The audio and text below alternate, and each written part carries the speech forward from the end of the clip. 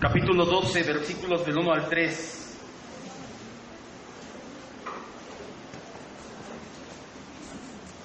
Juan 12, del 1 al 3.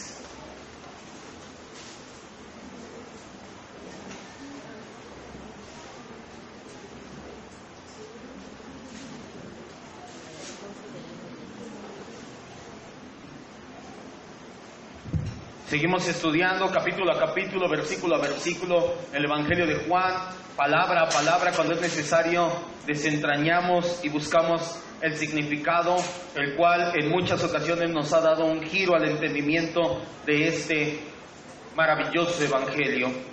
Ya lo tenemos, Juan, capítulo 12, versículos del 1 al 3 nada más. 6 días antes de la Pascua, vino Jesús a Betania, donde estaba Lázaro, el que había estado muerto, y a quien Jesús había resucitado de los muertos. Y le hicieron allí una cena a Jesús. Marta servía, y Lázaro era uno de los que estaban sentados a la mesa con él. Entonces María tomó una libra de perfume de nardo puro, de mucho precio, y ungió los pies de Jesús, y los secó con sus cabellos, y la casa se llenó del olor del perfume. Cierre sus ojos y disponga su corazón. Dígale al Señor: anhelamos, Espíritu Santo, un corazón como el de Nicodemo, un corazón como los de Berea, un corazón que verdaderamente atesore tu palabra, un corazón que haga lo imposible por extender, por retener, por buscar tu palabra. Un corazón, Señor, en el cual sea buena tierra y tu palabra, que es la semilla de fruto. Un corazón que no sea espinos, que no sea cardos, que no sea pedregales. Un corazón con profundidad de tierra, para que cuando esta semilla, que es tu palabra, caiga de fruto, nos transforme, seamos como Cristo. Padre, si alguno aquí no tiene el anhelo de ser como Cristo, te ruego que tu Espíritu Santo ponga el querer como el hacer. Si alguno aquí viene pensando que el día de hoy va a recibir una palabra para prosperidad, para crecer, para ser mejor, para que le vaya mejor en su vida, sé tú cambiando su entendimiento y enfocándolo a que no se trata de nosotros, que se trata de Cristo, siempre de Cristo y solamente de Cristo, y que en su corazón, como en el de muchos que ya estamos aquí, sea el querer ser como Cristo a toda costa. Gracias, Padre, en el nombre de Jesús. Amén, Dios. A partir del día de hoy vamos a comenzar a estudiar el capítulo 12 del Evangelio del Discípulo Amado. Este capítulo, los teólogos lo han dividido en 4 grandes secciones. Aunque nosotros no lo vamos a estudiar por medio de esas secciones, tan solo en la primera sección nos vamos a detener al menos en 3 predicaciones. Vamos poco a poco, paso a paso, conforme nos vaya pidiendo el Evangelio. Aún así, este Evangelio, este capítulo del Evangelio de Juan, se divide ciertamente en 4 secciones temáticas o 4 aspectos aborda. Primero, como lo acabamos de leer un poquito, nos faltó: Jesús es ungido en Betania. Después nos narra Juan la entrada triunfal en Jerusalén. De ahí es cuando la gente tomaba palmas, tendía sus mantos y gritaba Hosana. Vemos que después los griegos buscan a Jesús y vamos a entender quiénes son esos griegos. Y posteriormente Juan termina el capítulo hablando de cómo los judíos repudian a Jesús mismo. Como lo venimos mencionando desde el inicio de esta serie de enseñanzas, Juan es muy distinto. El contenido y la narrativa de Juan es muy diferente a la de los otros 3 evangelios. Y estamos frente a otra muestra de esta situación. A partir de este capítulo, Juan nos narra los últimos días del ministerio terrenal de Jesús. Prácticamente la mitad del Evangelio del libro de Juan está dedicada a este lapso, a los últimos días de vida y ministerio terrenal de Jesús, algo que no hacen los demás evangelios. Los demás evangelios van dosificando poco a poco. El Evangelio de Juan, la mitad de su Evangelio, del capítulo 12 al capítulo 20, porque obviamente el capítulo 21 ya nos habla de lo sucedido en la resurrección, pero del capítulo 12 al capítulo 20 nos narra los últimos días de vida y obra ministerial de Jesús. No es una casualidad. Cada suceso, cada palabra, cada situación dictada es de gran importancia en la obra de nuestra redención, y lo vamos a ir viendo. Cabe mencionar que en esta ocasión, a diferencia el relato de otras ocasiones, no es exclusivo del Evangelio de Juan. Este relato que encontramos, lo encontramos en el Evangelio de Mateo y de Marcos. En Lucas capítulo 7, no vaya, hay un relato similar, pero ahí dice que es la casa de Simón Fariseo, y dice que es otra mujer no especificada la que unge a Jesús con aceite. No se confunda, Lucas 7 es un relato muy parecido donde ungen a Jesús, pero no es el relato que viene en Mateo 14, en Mateo 26, Marcos 14 y Juan 12. Poco a poco nos vamos a ir apoyando también en los evangelios sinópticos más adelante. En el primer versículo, versículo 1 del capítulo 12, nos damos cuenta de la cercanía de la fiesta de la Pascua. Dice Juan 12:1, 6 días antes de la Pascua, vino Jesús a Betania, donde estaba Lázaro, el que había estado muerto, y a quien Jesús había resucitado de los muertos. Recordemos que el Señor antes se había retirado a la zona cercana al desierto, a una ciudad de Efraín. Eso lo vimos en el capítulo 11, versículos 50 y tantos hasta el final. Vimos que dice que los judíos tramaron su muerte, hicieron un complot y dijeron: ya no nos conviene que este hombre siga vivo, tenemos que tramar su muerte. Y entendimos que aunque son totalmente responsables, Anás, Caifás, Judas en su momento, lo vamos a ver, desde el acto que ellos cometieron, no es nada que no estuviera previamente ordenado desde el decreto divino antes de la eternidad por nuestro Dios. El decreto no anula la responsabilidad del ser humano. Pero como Jesús ya sabía que lo iban a buscar, ya estaba la consigna: cualquiera que lo vea, díganos a nosotros del Sanedrín, vaya por alguno de nosotros, porque lo queremos arrestar, nos conviene que ese hombre muera, dijo Caifás. Jesús entonces se retiró al desierto, a la ciudad de Efraín, parte de ahí para ir a Betania, de Efraín regresa a Betania. Jesús llegó 6 días antes de que comenzaran las celebraciones con motivo de la Pascua, que es la más grande de las celebraciones que el Dios instituyó para el pueblo hebreo. No pasemos por alto que a partir de ahora son 6 días antes de la última Pascua del ministerio terrenal de Jesús. 6 días antes de que comience a celebrarse la Pascua. 6 días antes de que se comience a ordenar todo para la última cena. Por eso le decía que el Evangelio de Juan es muy distinto en contenido y narrativa. Más de la mitad, o la mitad aproximadamente, del Evangelio de Juan se dedica a él a decirnos qué hizo, cómo lavó los pies de los discípulos, el discurso sumo sacerdotal y muchas situaciones más que vamos a ir viendo poco a poco. Juan nos dice que Lázaro estaba presente. Además, deja bien claro que Lázaro había estado muerto, y Juan dice que Jesús lo resucitó de entre los muertos. Acuérdese, este evangelio se escribió primeramente para los no judíos, para una iglesia o para una comunidad gentil. Por eso es que Juan dice: quiero recalcar, Lázaro había estado muerto, Jesús levantó de entre los muertos a Lázaro. En el versículo 2, Juan 12:2, nos habla de lo que fue pasando, de lo que fue aconteciendo.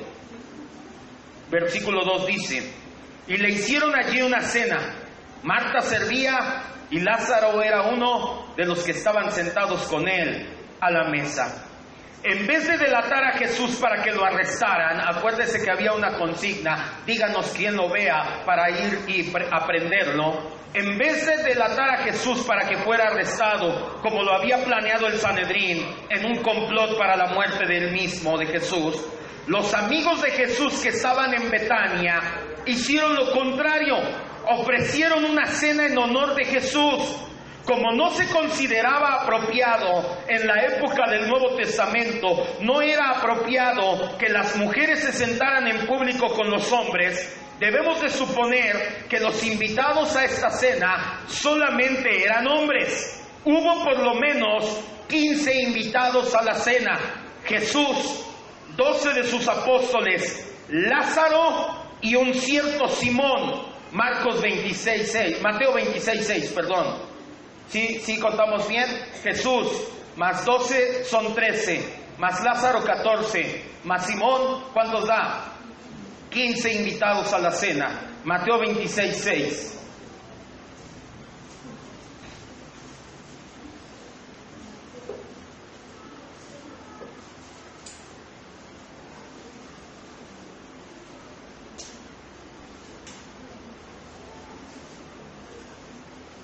¿Ya lo tenemos? No era bien visto en la época del Nuevo Testamento. Por eso aquellos que dicen que la Biblia es machista, lo vimos hace tiempo, no tenemos ni un Dios ni una palabra machista, todo lo contrario. Jesús vino a reivindicar a la mujer y a ponerla nuevamente en orden la situación. La sociedad en ese entonces era muy marcado la misoginia, donde en una reunión, si iba a haber una cena, las mujeres no podían sentarse en una cena, en un banquete público, a la mesa con los hombres. Va a haber un banquete, vamos a ver más de 2 o 3 hombres, entonces las mujeres aparte en otra mesa o sirviendo en la cocina. Mateo 26:6 nos dice que fue en casa de Simón. Y estando Jesús en Betania, ¿en casa de quién? De Simón el leproso. Le llamaban así porque Jesús lo había sanado. Toda la gente lo conocía como Simón el leproso porque mucho tiempo de su vida padeció esta enfermedad, pero Jesús ya le había dado su sanidad de la lepra. Contamos entonces, Jesús, 12 apóstoles son 13. Lázaro, dice muy claro Juan que estaba invitado, 14. La casa es la casa de Simón. Simón estaba con ellos a la mesa. Al menos había 15 invitados. La pregunta: ¿por qué se menciona solamente a Lázaro de forma especial? ¿Por qué no dice, estaba Jesús con Juan, Judas, Pedro, Jesús y sus discípulos y Simón? ¿Por qué solamente nos dice, hicieron cena en su honor, en honor de Jesús, y estaba Lázaro? ¿Por qué? Ha tenido varias respuestas. Unos dicen, porque era el invitado de honor, posiblemente, pero ¿por qué? No sabemos. Otros dicen que porque era su presentación pública después de resucitar de los muertos, y como era un hecho insólito, Juan quería recalcar que el que había muerto estaba presente. Esa tiene más sentido. Y otros dicen que porque la resurrección de Lázaro es el motivo o uno de los motivos por los cuales se ofreció este banquete. ¿Qué hubiera pasado? ¿Qué hacemos en todas las culturas? ¿Qué pasa aquí en México cuando hay un suceso? De hecho acaba de pasar al final, me acuerda. Vamos a orar por todos aquellos que terminaron ciclo escolar, rápidamente pasan y oramos. Pero ¿qué hacemos la mayoría de los papás cuando nuestros hijos salen de un ciclo escolar? ¿Fiesta en dónde? Fiesta en tu casa, en mi casa. Fiesta en tu casa, ¿sí o no? Esto es algo que viene innato en el corazón del ser humano. El ser humano, y sobre todo en esa época, aprovechaban una situación y decían, oye, Lázaro acaba de resucitar, no es poca cosa, vamos a hacer un banquete en honor a Jesús, en agradecimiento a que Lázaro acaba de resucitar. Desconocemos la respuesta exacta por la cual Juan menciona únicamente de manera especial a Lázaro, aunque esta última, el hecho de que haya sido un banquete de agradecimiento, es la más aceptada por comentaristas y eruditos bíblicos, y la verdad es a la que nos apegamos sobre todo por el contenido de nuestro sermón del día de hoy. Resulta fácil comprender la idea de que esta cena surgió por amor a Jesús. Sobre todo, organizaron este banquete como muestra de gratitud porque había resucitado a Lázaro, y quizás también porque había curado a Simón. Simón dijo, Señor, me curaste, ven a mi casa, quiero hacerte una cena. Aprovechamos que resucitaste a Lázaro, siempre andas con tus discípulos, queremos servirles y darles de cenar. Aunque no se sentaron con los invitados, tanto Marta como María son una figura destacada en este relato. Marta, como de costumbre, tomó la responsabilidad de servir. ¿Qué hacía Marta cuando Jesús fue a su casa? Lucas 10. Órale. Marta dijo, Señor, ¿no te da pendiente que mi hermana esté ahí? ¿Por qué se puso a servir? Hay quienes dicen que Simón era soltero y que como no había mujer en la casa, entonces Marta tomó el rol. No lo sabemos, no se menciona para nada. No se menciona si María también ayudó en el servicio de la casa. Pero el relato se centra en María y en Jesús más que en ninguna persona. Y eso nos lo corrobora el versículo 3. Regrese a Juan 12:3 y ya va a empezar a tomar forma nuestro sermón. Versículo 3. Entonces María tomó una libra de perfume de nardo puro de mucho precio y ungió los pies de Jesús y los enjugó, los secó, con sus cabellos, y la casa se llenó del olor del perfume. María realizó un acto sublime al Señor. Ungió sus pies con perfume y los secó con sus cabellos. El motivo: agradecimiento de corazón.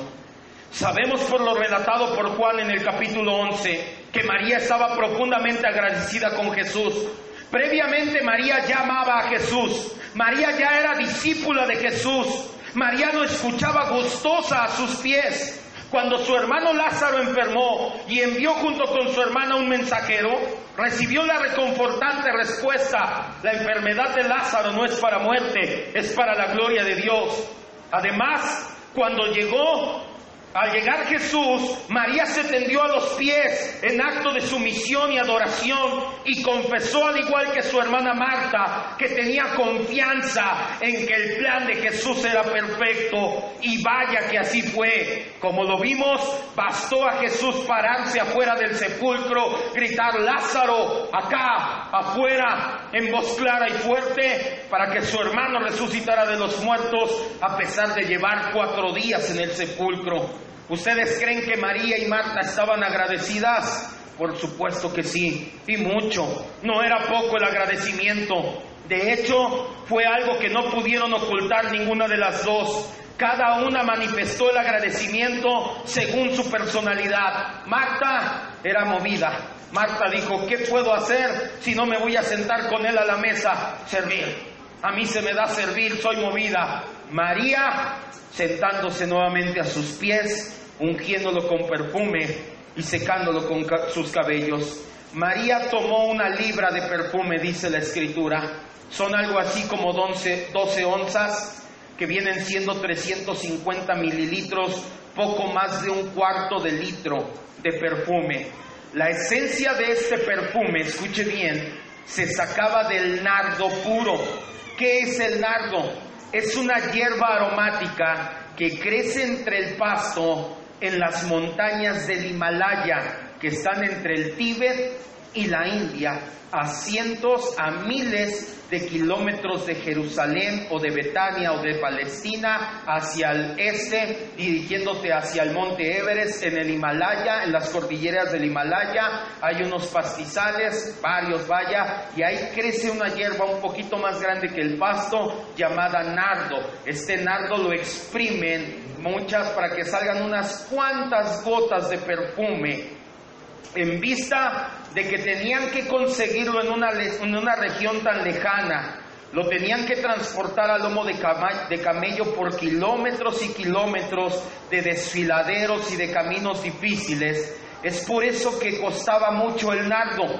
Además, Juan se encarga de hacernos saber que María no fue a Tepito y compró una imitación. Cuando dice, ¿has visto que en Tepito te llenan de perfume, de loción?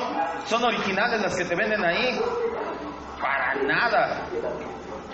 Juan nos hace darnos cuenta que el perfume que le dio o con el cual ungió María a Jesús no era una imitación, no estaba diluido, no estaba rebajado. Cuando Juan dice en el versículo 12, capítulo 3, de nardo puro, la palabra puro viene del griego pistikos, que significa genuino, digno de confianza y no adulterado. ¿Qué estaba diciendo Juan? El perfume con el que ungió María a Jesús no era una imitación, tampoco estaba rebajado, que le echan algunos otros aceites para que se rebaje y rinda, ni era imitación, ni estaba rebajado.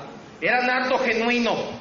El perfume se había extraído de nardo puro. Los sinópticos además destacan que el perfume estaba en un frasco de alabastro, que era una pequeña jarra de un yeso muy fino y delicado, de color blanco, que ocasionalmente pintaban de colores, y ese alabastro era un material que lo hacía ser todavía más caro. Quiero que se imagine la escena junto conmigo. Un corazón lleno de gratitud, de amor por el Señor de María. María se había situado por la parte de atrás. Pásenme 2 sillas aquí arriba, rápidamente, esas 2 sillas, rápido.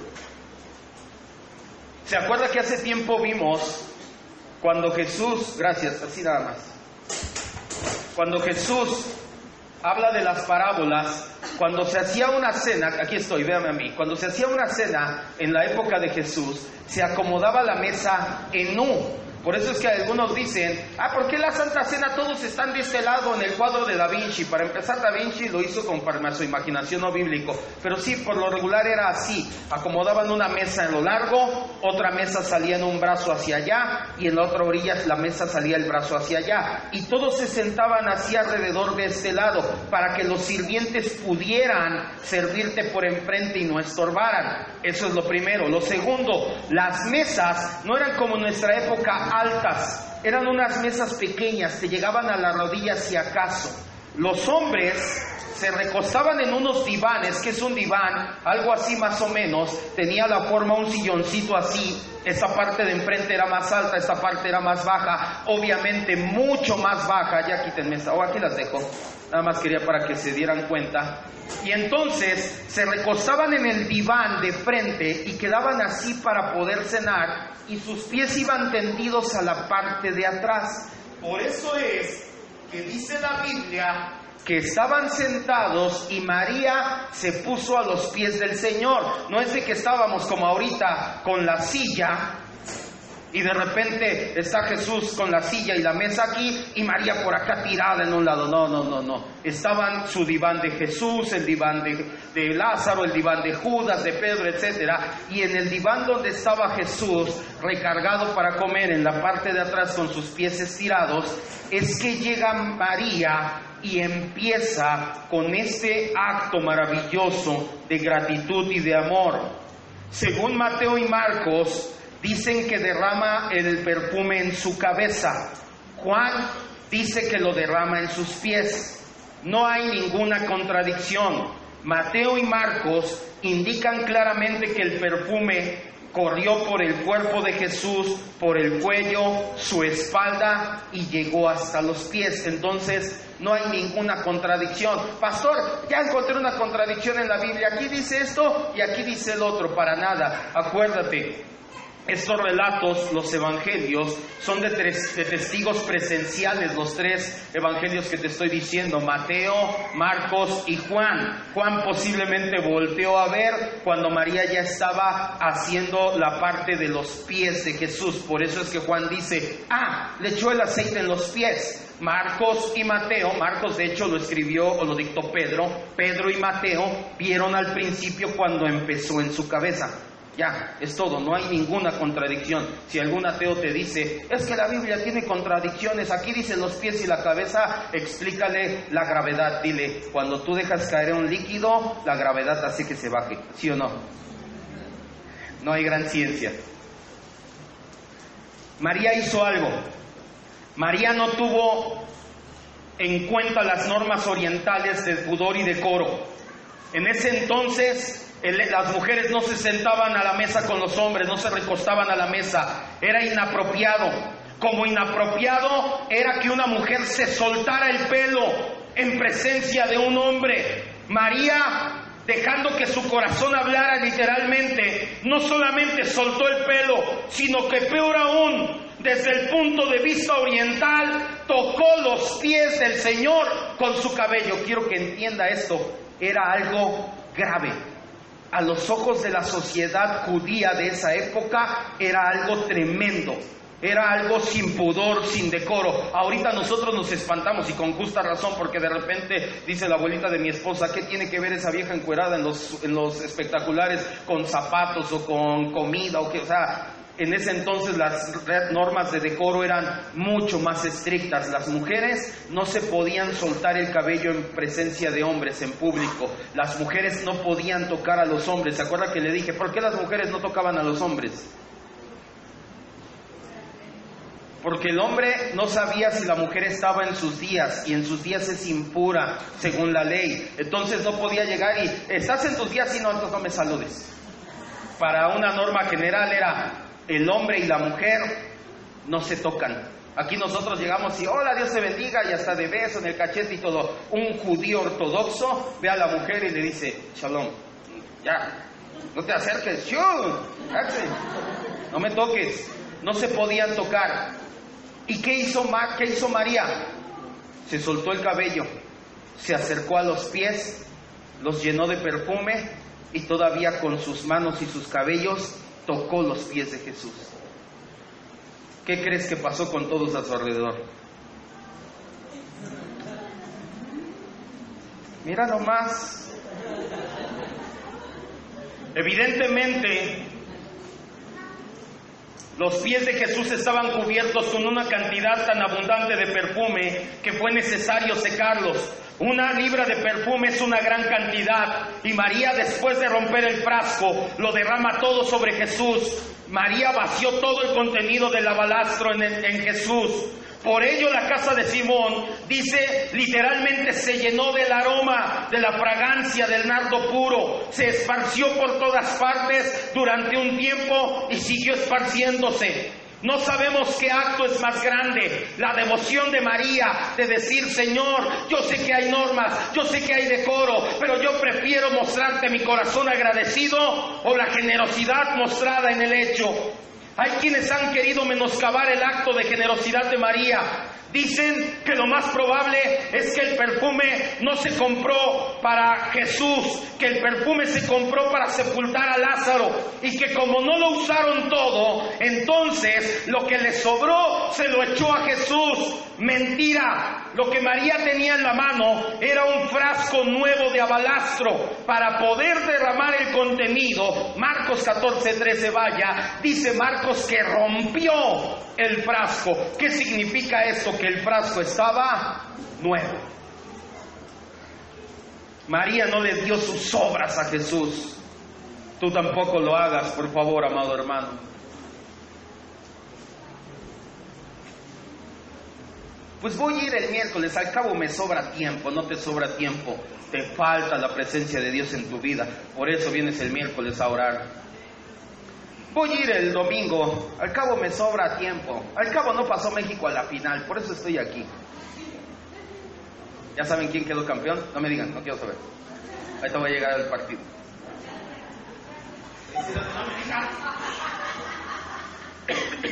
Marcos 14:3. Pero estando Jesús en Betania, en casa de Simón el leproso, y sentado a la mesa, ya entendemos que sentado a la mesa es recostado, de frente con sus pies yendo hacia la parte de atrás en el diván. Dice, vino una mujer, aquí Marcos no la identificó, Juan la identificó plenamente, con un vaso de alabastro de perfume nardo puro de mucho precio. ¿Y qué dice que hizo? Y quebrando. ¿Qué significa quebrando? Es como una botellita con un cuello largo, alto. Lo que hizo fue hacer esto. ¡Pac! Y ahora sí derramarle. Si ya hubiera estado abierto, no crea que quebrar es ¡pah! Lo azotó al suelo y ahora sí que... No. Lo quebró por el cuello y dejó caer el aceite. Entonces, ¿era aceite que le había sobrado de su hermano? No, para nada. No cabe la menor duda de que el corazón de María era un corazón sumamente agradecido y al extremo.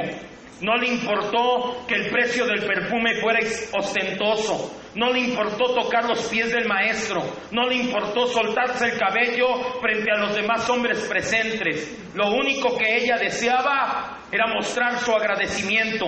Un corazón agradecido es el título de la enseñanza del día de hoy, y es a donde quiero dirigirme en este momento. No podríamos tener mejor ejemplo que el ejemplo de María. Nosotros como hijos de Dios tenemos 3 motivos para estar agradecidos o para tener un corazón agradecido. El primero de esos motivos, las cosas buenas que nos pasan.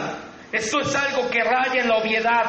No se necesita ser cristiano para ser agradecido cuando te pasa algo bueno. El caso de María es evidente. Ella estaba agradecida de que su hermano hubiera regresado a la vida por el milagro de Jesús. Nosotros, al igual que María, agradecemos las cosas buenas que nos suceden. Sobre todo, entienda esto, quiero que me vea, porque entendemos que no las merecemos. Si somos bendecidos, es porque Dios es bueno, no porque nosotros somos buenos. Diga amén. Y entienda esto, hay gente que a veces se me acerca y me dice: pastor, yo siento que no merezco las bendiciones de Dios. No lo sientas, estás seguro, no mereces nada de parte de Dios en bendición. Si Dios te bendice, es porque Dios es bueno, no porque tú eres bueno. Somos bendecidos porque Dios es bueno. Así que no pases por alto las bendiciones diarias, las ordinarias y las extraordinarias. Salmo 26, 6 y 7. Salmo 26, 6 y 7. Los cristianos, al igual que Marta, tenemos 3 motivos. Marta mostró 2. Los cristianos tenemos 3 motivos para estar agradecidos con Dios. El primero, lo estamos viendo, las cosas buenas. Eso es obvio. Eso hasta un no cristiano está agradecido. Tú pregúntale a alguien que no es cristiano, que ni siquiera cree en Dios o en Cristo como su Salvador, vaya, si está agradecido porque amaneció hoy, y te va a decir: ay, sí, pues sí. ¿Estás agradecido porque te sacaste la lotería? Sí. ¿Estás agradecido porque tu familia está bien? No, sí, gracias. Eso no se necesita ser cristiano, pero los cristianos entendemos que somos bendecidos porque Dios es bueno, no porque nosotros hacemos las cosas bien. Los cristianos entendemos que somos agradecidos con las cosas ordinarias. A veces se nos pasa por alto el hecho de que hayamos abierto los ojos en la mañana. Te decía, el apóstol Pablo dice: sed agradecidos en todo. Y a veces pasamos las cosas cotidianas, como la comida, como la salud, como tu familia, como tu trabajo, cosas que ya lo ves por hecho. No es por hecho que están, no es por cotidiano, no es por suerte, es porque Dios es bueno. También hay bendiciones extraordinarias. Una persona, un familiar tuyo enfermo y Dios lo sana. Un familiar tuyo que llega a los pies de Cristo. Algún dinero que no tenías contemplado y llega a tu vida. Gracias, eso también son bendiciones extraordinarias, por así decirlo. Pero nunca pases por alto también las bendiciones ordinarias. Salmo 26, 6 y 7, David dice: lavaré en inocencia mis manos y así andaré alrededor de tu altar, oh Señor. David está diciendo: me voy a acercar a tus pies, Señor. Voy a acercarme a tu altar en inocencia. Versículo 7. Me voy a acercar, ¿para qué dice? Con acción de gracias y para contar. Por lo regular los cristianos nos acercamos, sobre todo los inmaduros, a pedir: a dame, a lléname, a bendíceme, a tenme. Cuando David dice: me voy a meter a tu presencia, Señor, a decirte gracias y a contar tus maravillas. Nosotros agradecemos despertar todos los días, tener un lugar para dormir, tener comida que comer, la salud propia y de nuestros seres amados. Agradecemos que tenemos empleo, que tenemos nuestros sentidos. Agradecemos triunfos escolares, profesionales, laborales. Agradecemos cuando tenemos dinero extra. Agradecemos sobre todo que somos personas imperfectas, amados por un Dios perfecto. El segundo motivo por el cual estamos agradecidos los cristianos, y también lo estuvo Marta. Marta estaba agradecida porque sanó a su hermano. El segundo motivo es por las cosas malas. Esto ya no es tan obvio. Esto ya no lo hacen los no cristianos. Cuando digo cosas malas, me estoy refiriendo a cómo lo ves desde tu perspectiva. Porque algo sabemos: todo lo que hace Dios es bueno, agradable y perfecto. Pero muchas veces no alcanzamos a verlo a primera vista. Y a primera vista pensamos: eso es algo malo. Aunque realmente no es malo, es Dios bendiciéndote de una manera que todavía no entiendes por completo.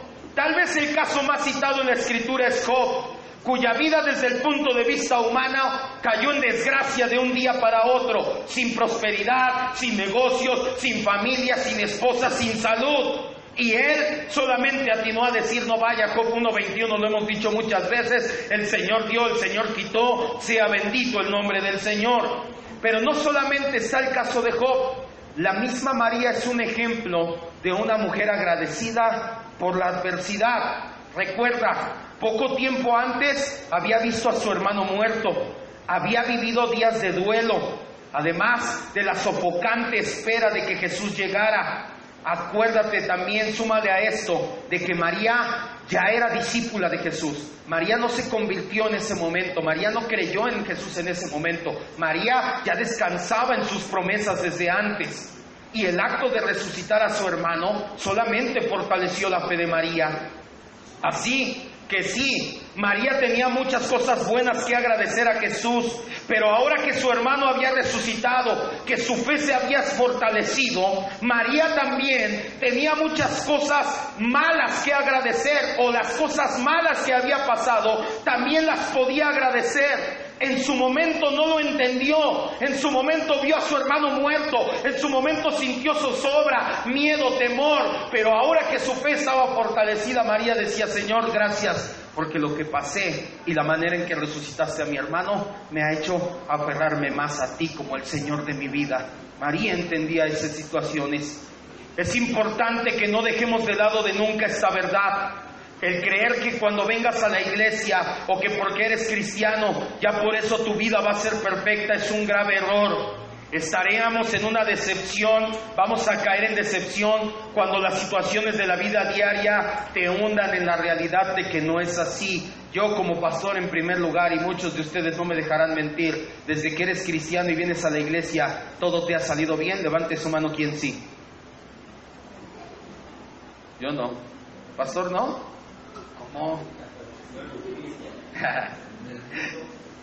Pero, ¿verdad que todos tus negocios te han salido? Todo te ha vendido. Hemos tenido fracasos, situaciones, hemos perdido seres amados, hemos tenido enfermedades, se nos ha perdido dinero. Por supuesto que muchas veces nos ha pasado así. ¿Por qué pasa esto? Todos necesitamos días malos. Todos necesitamos días de prueba, de dolor, de tribulación, porque solamente de esa manera aprendemos en la vida práctica a depender de Dios y a saber que su gracia es suficiente. Cuando yo le digo aquí esto es: hermanos, usted descanse en Cristo, amén. Hermano, su gracia es suficiente, amén. Y cuando pasan las cosas, ahí es donde se ve si verdaderamente estamos descansando en Cristo o no. Todos, me incluyo, incluye a todos los cristianos de la historia, todos necesitamos días de prueba, días de tribulación para llevar a la práctica el entender que dependemos de Dios, que descansamos en Cristo y que su gracia es suficiente. 2 Corintios 4:15.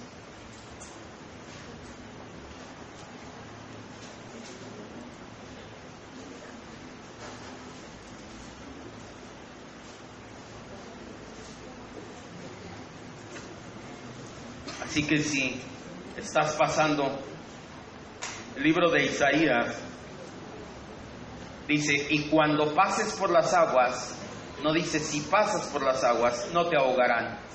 Dice: y cuando pases por las aguas, porque da por hecho de que vamos a estar en el valle de sombra de muerte algunas veces en nuestra vida, mi vara y mi callado te infundirán aliento.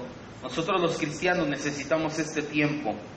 2 Corintios 4:15 dice: porque todas estas cosas padecemos. ¿Cuáles son todas estas cosas? Tú lee unos versículos más atrás, desde el versículo 8, y te dice, versículo 8, atribulados en todo, pero no angustiados, en apuros, pero no desesperados, perseguidos, pero no desamparados, derribados, pero no destruidos, llevados en el cuerpo siempre de parte de muerte, por todas partes la muerte de Jesús, para que también, etcétera, etcétera. El apóstol Pablo está narrándole a los corintios y les dice: he estado derribado, he estado apurado, he estado en angustia, he estado en tantas situaciones. Y el versículo 15 dice: estas cosas padecemos por amor a ustedes, para que abundando la gracia por medio de muchos, para que entiendan que la gracia es suficiente, estoy parafraseando, la acción de gracias sobreabunde para la gloria de Dios. Pablo estaba diciendo, quiero que me vea y entienda, yo he pasado por muchas situaciones, pero le doy gracias a Dios porque con esas situaciones Dios es glorificado, y usted da gracias a Dios con su vida y le dice: gracias Dios porque tu gracia me ha sostenido, tu mano me ha sostenido, he pasado situaciones difíciles, pero tú me tienes en tu mano. Eso es lo que estaba diciendo Pablo. Por lo tanto, también los cristianos seamos agradecidos cuando estemos enfermos, cuando estemos sin dinero, cuando tengamos problemas familiares, cuando pasemos tribulaciones, cuando se burlen, nos insulten por ser cristianos, cuando tengas problemas en tu trabajo, en la escuela, cuando tus planes no te salgan como tú deseabas. De todos modos, también dile: gracias Dios, tú eres bueno. ¿Cuántos dicen amén? El tercer motivo por el cual estamos agradecidos los cristianos es por la cruz de Cristo. Obviamente, nosotros los cristianos tenemos un tercer motivo por el cual estamos agradecidos, y es la cruz de Cristo. Y esto ya lo hemos entendido: el Evangelio, las 3 R's: ruina, redención y regeneración. Ninguno de nosotros puede ir a Cristo. Nosotros los hijos de Dios lo hemos entendido. Nadie podía estar con Dios, nadie podía ir a los pies de Cristo por sí mismo, por el pecado que estaba en nosotros. Cristo tomó el pecado sobre sí, lo llevó en el madero y nos ha dado vida nueva. Para nosotros debería de ser suficiente el Evangelio para estar agradecidos todo el tiempo. En este punto, obviamente, María no la incluimos, porque simplemente todavía no había muerto el Señor Jesús, sus pecados no habían sido pagados. María todavía no entendía a plenitud el Evangelio, aunque ya creía en Cristo como su Señor. Quiero terminar. Vamos otra vez a Juan 12:3. Quiero que terminemos reflexionando. Los cristianos estamos agradecidos por 3 situaciones: las cosas buenas, las cosas malas desde nuestra perspectiva, no porque Dios haga algo mal, sino porque nosotros en ese momento decimos: ¡ay, amá! Y por la cruz de Cristo. Pero quiero terminar con la última parte del versículo 3. Dice: y la casa se llenó del olor del perfume. ¿Se percibe tu agradecimiento? El agradecimiento de María fue tal que todos percibieron. La casa de Simón el leproso se llenó del aroma del perfume que María derramó sobre Jesús. El acto en sí mismo era agradecimiento. El precio ostentoso del perfume es muestra de un corazón agradecido. Lo derramó todo, no guardó ni una gota para ella. Pero todos notaron que María había ungido al Señor por el aroma del perfume que despidió. Lo más importante que quiero que lleves el día de hoy en tu corazón de tu agradecimiento es: en realidad se nota, hermano, los cristianos estamos agradecidos por esos 3 motivos. Sí, yo estoy agradecido. ¿Se nota tu agradecimiento? Los que están a tu alrededor saben que estás agradecido con Cristo. Estás como María, rendida a sus pies, no importando el precio que tengas que pagar. Y no me refiero a lo económico, porque María pagó un precio en ese momento, y fue la murmuración de los que la vieron. ¿Ya viste? ¿Ya viste lo que hizo? ¿Sabes cuál es la mejor manera de demostrar tu agradecimiento y de que todos perciban el olor de tu agradecimiento? No es haciendo cosas caras. No, tu mejor manera es una vida rendida a sus pies, una vida transformada, una vida alejada de la contaminación del pecado. Eclesiastés 10:1. Yo estoy agradecido, pero vivo como quiero. Malagradecido, déjame decirte, malagradecido eres. Eres uno de los 10 leprosos, de los 9 que no regresaron. Si tú dices que estás agradecido, pero no vives una vida transformada a los pies del Señor, si para ti la vida no es Cristo, el estar en su casa, el congregarte, el ser miembro, el dejar los pecados y las impurezas de la carne, el perfeccionarte cada día en Cristo Jesús, déjame decirte, eres un malagradecido. El agradecimiento no es: pues si vengo a la iglesia, no. Discúlpame, no le estás haciendo un favor a Dios. Antes di gracias, Dios, porque me dejas venir a tu casa. Eclesiastés 10:1 dice: las moscas muertas hacen apestar y dar mal olor ¿al qué? Al perfume del perfumista. Así una pequeña locura, un acto carnal, una situación que tú consideras mínima en tu vida de pecado, eso va a atraer al que es estimado como sabio y honorable. Quiero que levante su mirada y me vean. ¿Tú estás agradecido con Dios? Ya varios dicen, no, mejor no digo. Ahora, ¿se nota que estás agradecido con Dios? ¿O tu perfume tiene una mosquita o dos o tres mosquitas? Ya parece Sambuca Bacari. Nadie sabe de licores. Bueno, ya hay una bebida que se llama Sambuca Bacari, que es un anís y le echan unas pasas y se llama Sambuca con moscas. Entonces parece que tiene varias mosquitas ahí, pero es un licor muy dulce que tiene moscas. Y así está nuestro perfume, nuestra vida en agradecimiento. Sí, Señor, aquí está mi agradecimiento. Y esas moscas, esas no son pasas, esas son moscas. Ay, Señor, nada más es un pecadito, nada más es una situación, lo dejo cuando quiera. Ay, todos lo hacen.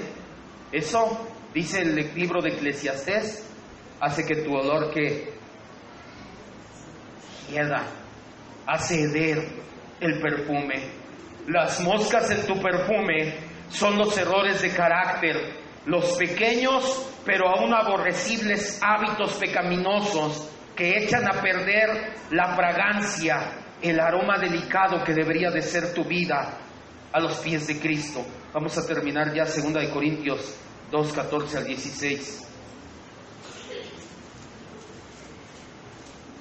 María estaba agradecida que si no estaba agradecida. 2 de Corintios 2, 14 al 16. Ella estaba agradecida porque resucitó a Lázaro, pero te aseguro que también estaba agradecida por el tiempo de dolor, de prueba que pasó, porque cuando vio a su hermano resucitado dijo: Señor, esto me ha fortalecido. Si ya creía en ti, si ya era tu discípula, ahora con mayor razón. Pero María hizo algo, demostró su agradecimiento, que en toda la habitación se dieron cuenta. Nosotros demostramos nuestro agradecimiento o nuestro perfume apesta. 2 de Corintios 2 del 14 al 16.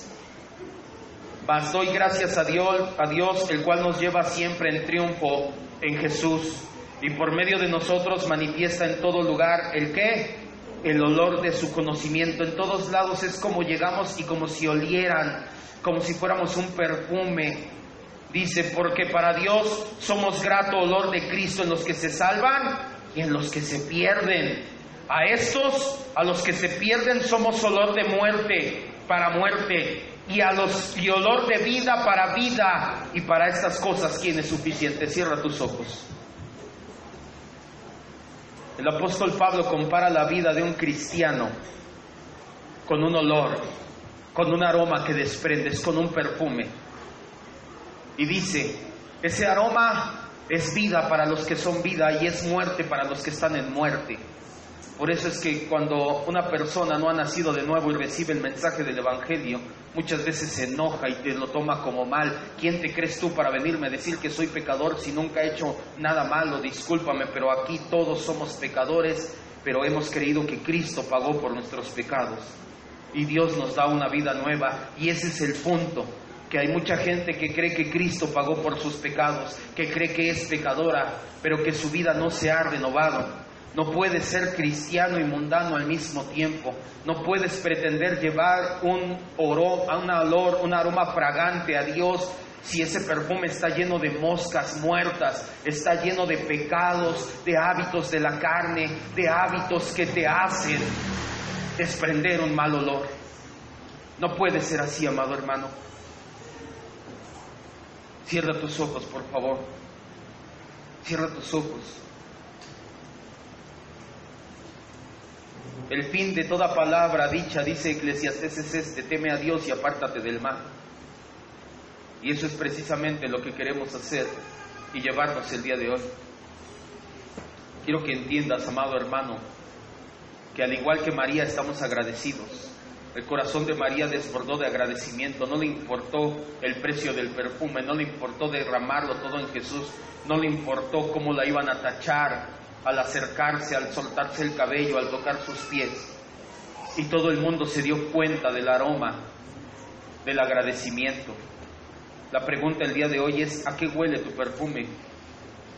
O mejor aún, ¿tienes un perfume aromático delante de Dios? ¿Se nota tu vida agradecida? Sí, porque vengo, porque compro, porque hago, porque doy. No, eso es una consecuencia. Una vida agradecida es una vida que le dice no al pecado, que le da la espalda a aquello que daña el nombre de Cristo, que le da la espalda a aquello que vitupera el nombre de nuestro Señor, que le da la espalda a todo aquello que es contrario a la palabra de Dios. No una vida perfecta, todos estamos en el camino, pero sí una vida rendida a sus pies que le dice: Señor, cambia mi vida, quita este pecado. Prontamente vamos a empezar un par de discipulados más, donde vamos a hablar ya directamente sobre el pecado. Los puritanos se metieron en este tema de manera majestuosa y acerca del carácter y los errores de carácter. Pero mucha gente ni siquiera tiene la intención de dejar de pecar. Muchos aquí creen que pueden compaginar la vida cristiana y la vida de pecado en una misma y que no pasa nada. Déjame decirte que el mundo culturalmente se cree cristiano y hace lo mismo, pero la Biblia, que es la palabra de Dios, lo acabamos de entender hace un momento, dice: no, una mosca en tu perfume hace que huela mal. ¿Te imaginas llegar a tu casa y que huela, pero huela a basura, a estiércol? Eso no es agradable. Muchos lamentablemente estamos así con el Señor y no queremos hacer nada para cambiarlo. Yo creo que es buen momento de empezar a orar y decirle: Señor, haz lo que tengas que hacer en mi vida para que mi perfume sea un aroma grato delante de ti. Haz lo que tengas que hacer en mi vida para que deje de pecar. Haz lo que tengas que hacer en mi vida para que deje esos hábitos y ese carácter que vituperan tu nombre. Señor Jesús, te damos gracias en esta tarde en la cual una vez más confrontas nuestras vidas con tu palabra. Ciertamente yo creo que muchos de aquí sí estamos agradecidos, pero que no habíamos entendido que el agradecimiento se debe de notar, que todo el mundo lo debe de percibir. Ciertamente yo sé que aún en el mundo estamos agradecidos por las cosas buenas, y yo sé que mis hermanos también. Hoy te ruego que entiendan nada más que no lo merecían, que tú se los diste de gracia. No todos son agradecidos cuando las cosas les van mal a su perspectiva, y te ruego que hoy salgamos de aquí agradeciendo cuando las cosas no nos salen en nuestros planes, pero sabiendo que están en los tuyos, Dios. Que seamos agradecidos en todo momento y que salgamos agradecidos también por tu cruz, por tu sacrificio en la cruz del Calvario, por el Evangelio, que sabiendo que yo era pecador, el primero de ellos, dice Pablo, tú diste tu vida y me das una vida nueva. Y ese es el último punto por el cual oramos, Señor, que nuestro agradecimiento se note como se notó el perfume rendido a los pies de Jesús, el perfume de María. Que nuestro agradecimiento sea un olor grato, sin moscas, que lo hagan heder, que le den mal olor, que nuestra vida sea una vida transformada y renovada. Y que cada vez que veamos una mosca en el perfume, cada vez que detectemos un hábito pecaminoso o una falla de carácter grave, podamos como María ir a tus pies y decir: Señor, quítala, no la quiero, yo no quiero entregarte un perfume así. Yo sé que tú estás comenzando ya la obra y la has comenzado en muchos de aquí, y te agradecemos porque no la vas a dejar hasta haberlo terminado. Solamente te rogamos una vez más: quita las moscas de nuestro perfume, quita aquellos hábitos y aquellas situaciones que nos le dan mal olor a nuestro agradecimiento, y que nuestra vida sea una vida que verdaderamente traiga un olor fragante delante de ti. Gracias, Señor, en el nombre de Cristo.